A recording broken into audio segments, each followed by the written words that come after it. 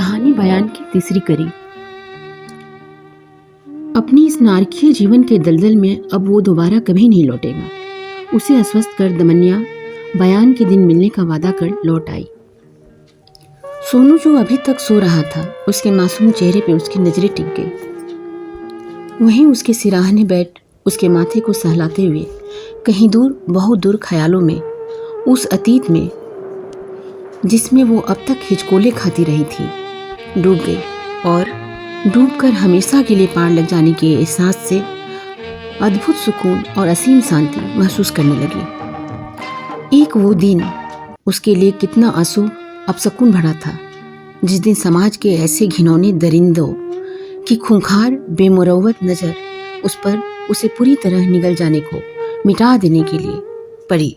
तब सोनू सिर्फ 8 साल का था, जिसको लेकर वो उस दिन अपने शहर के सबसे बड़े मेगा मार्केट कुछ जरूरी सामान खरीदने के लिए गई थी।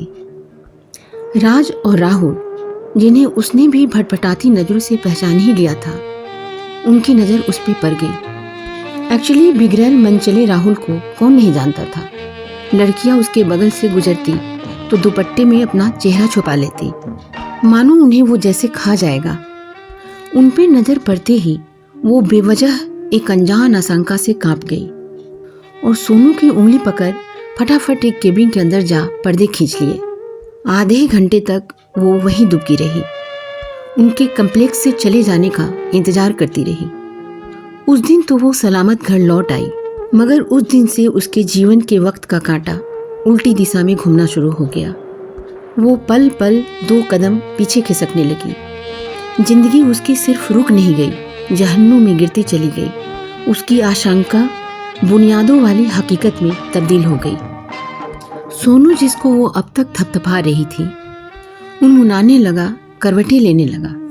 शायद उसकी नींद अब पूरी हो चुकी थी। उसने अपनी सारी ममता उसके मासूम चेहरे पे उड़ेल दी, अपनी आंखों की स्नेहिल चादर से उसे ढककर, मानो उसे हर संकट, हर बला से महफूज कर दिया। आंखें सोनू पर टिकी थी तो दिमाग राकेश दादा की पूरी कहानी छाप गया उस एक पल में। हाँ, एक ऐसे ही मासूम बच्चे मगर एक गरीब, लाचार, बेसहारा माँ की कहानी बयान निश्चय ही अपने रफ्तार को बढ़ाते हुए अगली कड़ी में फिर हाजिर होगी।